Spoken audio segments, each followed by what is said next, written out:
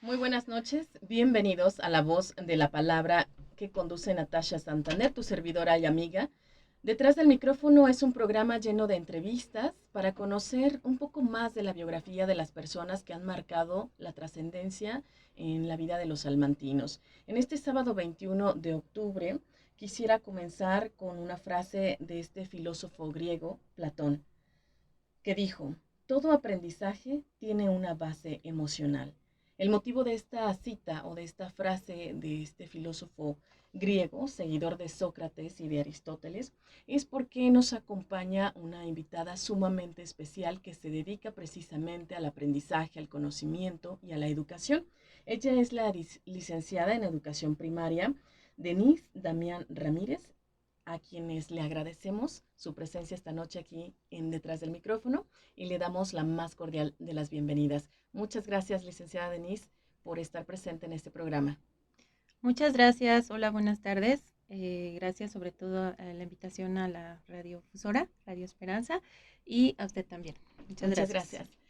Licenciada Denise, platícanos un poco de tu experiencia docente. ¿Cómo es que tomas esta decisión? Porque a veces la vida se trata también de qué camino elegir. Me gusta este aspecto, pero también tengo habilidades o competencias que me favorecen para desempeñar un determinado trabajo. ¿Cómo es que tú tomas la decisión? ¿Cómo es que descubres ese amor por la docencia? Bueno, pues creo que desde pequeña traigo por ahí el gusto por enseñar. Me platican mis papás que siempre he tenido como ese don de líder. Este, y pues creo que a lo largo de mi trayectoria estudiantil lo corroboré. Entonces, pues no hubo mucho que pensar. Creo que sí, desde pequeña incluso ponía mis peluches y ¿Y eran les mis dabas alumnos. clases? Eran mis alumnos y les daba clase a ellos. Y desde ahí como que siempre me gustó la docencia. También, bueno, mi mamá es educadora, entonces también lo veía en ella. Y pues, como te comento, no fue tan difícil tomar la decisión. Y qué importante y qué valioso es tener vocación, porque ahorita vemos que algunos maestros o docentes, o no importa lo que te dediques, sí tienes que tener esa vocación o ese gusto, esa pasión por lo que haces, porque la verdad es que se disfruta diferente y las ganas de adquirir conocimiento y compartirlo con los demás es muy diferente a quienes no comparten este deseo. ¿Tú piensas que una persona de verdad tiene que tener la vocación y más para ser docente? Sí, por supuesto. Conocí, bueno, por ejemplo, mis compañeros de la universidad, conocí muchos, siempre la pregunta de los maestros era, ¿por qué están aquí? ¿Por qué decidieron estudiar esto? Y muchos era de que, pues es que toda mi familia Es, son maestros y pues yo también.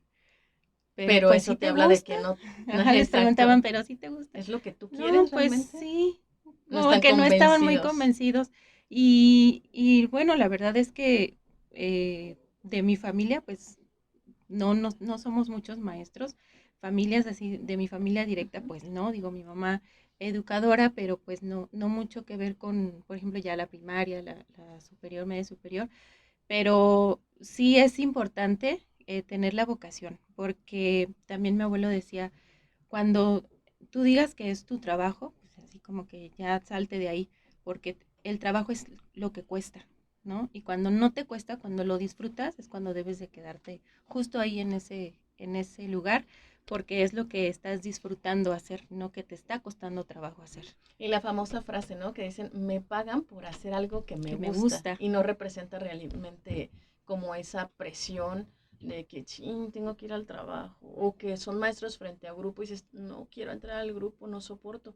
He tenido compañeros, compañeras que han declinado, que han dicho, ya no quiero seguir, teniendo ya una base en la Secretaría de Educación Pública, porque precisamente, como bien mencionas, hay que tener la vocación y el espíritu de servicio, porque pues cada vez las generaciones sí están un poco más carentes, no todos, pero sí de valores, de Ujú. respeto y de actitudes que nos puedan generar una mejor comunicación. Y he conocido compañeros donde dicen, estoy muy estresado, son niños o niñas o adolescentes muy complicados, más en el nivel básico, y creo que esto no es para mí. Y tienen el conocimiento, tienen la habilidad, pero desafortunadamente por ciertos comportamientos, como lo hemos visto en las noticias, donde también evidencian de manera inadecuada a docentes, que también son valiosos y que habrá que analizar todo el contexto para poder tomar una decisión así, pero es un trabajo poco remunerado comparado con el trabajo que vienen haciendo porque son de los que se llevan trabajo a casa.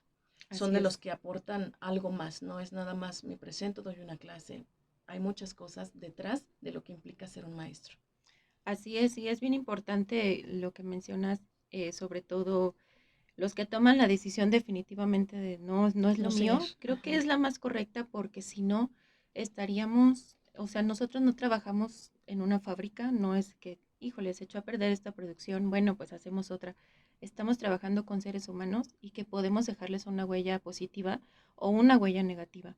Y entonces es importante que sí tengamos esa vocación, que sí nos guste realmente con lo que estamos trabajando, porque si no, le echamos la vida, a perder la vida a muchos Uh-huh. pequeñitos. Entonces, bueno, en mi caso tengo maestros, maestras que dejaron una huella muy positiva en mi vida y maestros que de plano no quiero ni acordarme porque definitivamente, este, pues como que se llevan todas sus frustraciones al salón de clases Uh-huh. y creen que uno está como para resolverles sus problemas y no es así. Entonces, sí Sí, es bien importante la vocación cuando uno es docente. y te cambia la perspectiva, ¿no? También el hecho de enfrentarte todos los días con personitas, ya sea de las más pequeñas o más grandes, y te hacen pensar diferente o en escenarios que a lo mejor uno nunca hubiera imaginado. Y como dicen, o sea, no porque seamos maestros o maestras, sabemos todo.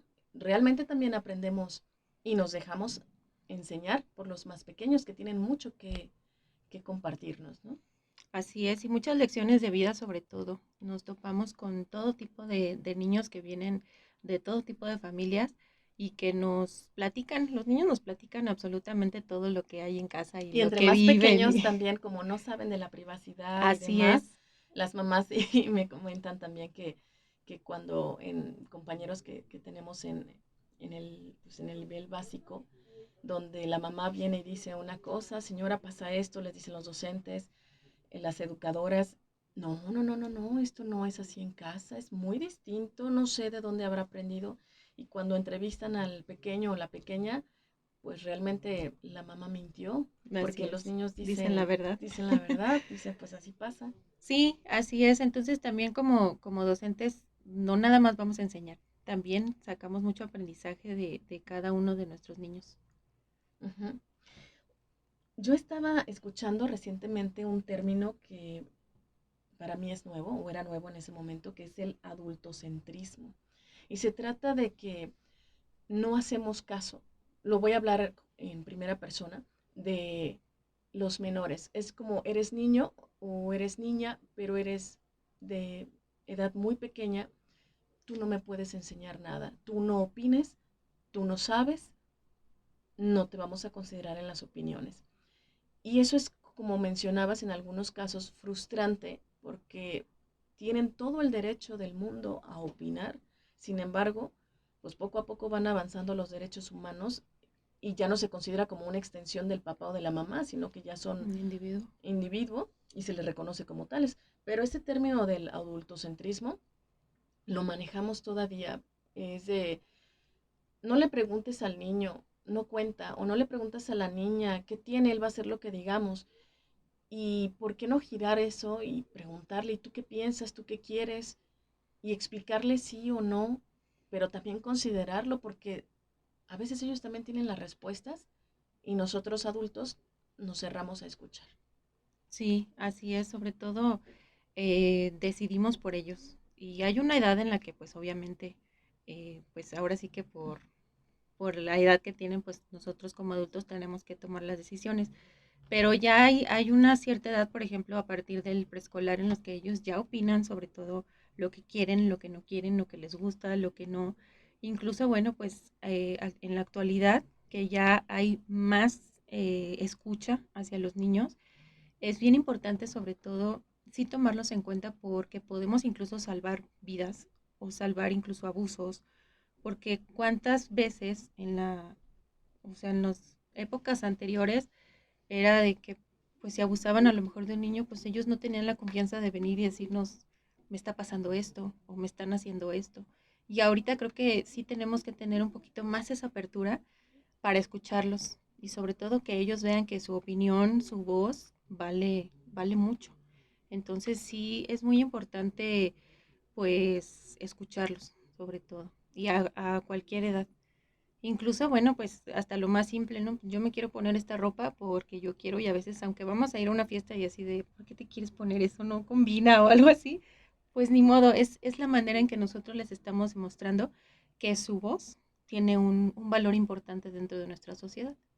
Es valioso retomar tus palabras en la cuestión de que están en un proceso de formación y nosotros podemos contribuir positiva o negativamente, Ujú, pero sí que nos vean como personas de confianza a las cuales vamos a responder en la cuestión de sus derechos y promover pues un trato digno para los menores de edad. Entonces, si sabemos de una situación difícil, pues acudir con las instancias o las instituciones correspondientes o los organismos para exigir que se respeten sus derechos y no tener ujú. miedo de que pues esto puede ser contraproducente, puedes perder tu trabajo, pues no importa.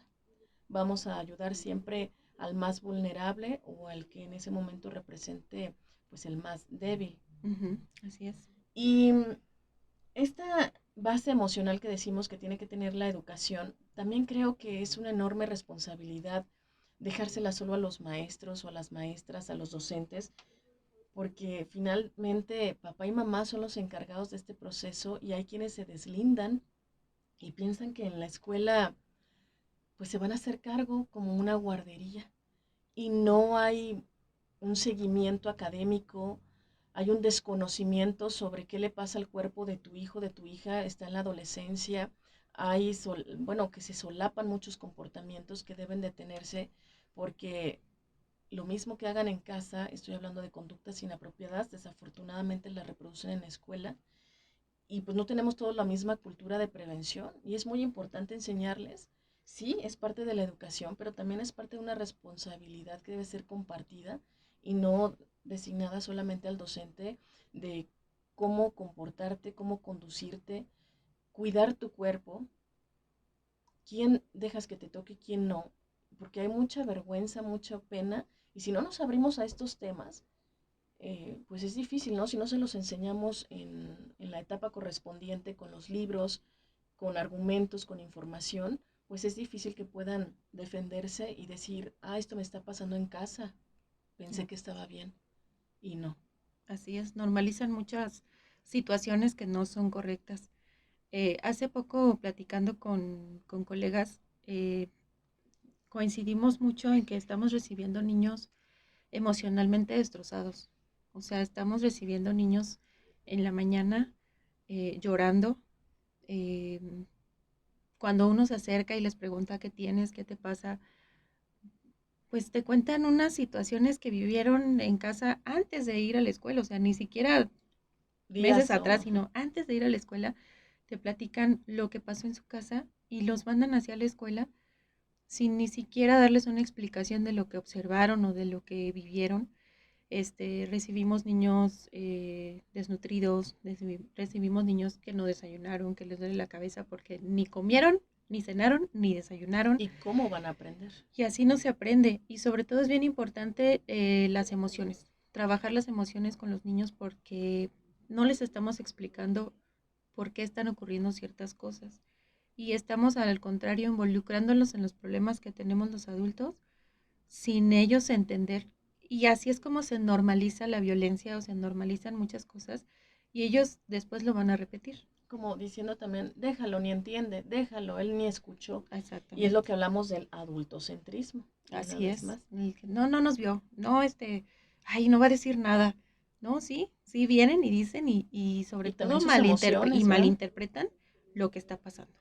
Entonces, y nosotros como docentes tenemos que explicarles, a lo mejor fuera de contexto porque no estamos dentro de, pero sí tenemos que explicarles lo que está pasando en su casa o tratarles de como aminorar un poquito esa emoción que tienen o tratar de regularla, ¿no? Y entender, a ver, ok, pero dime qué tienes, ¿estás enojado? ¿Estás frustrado?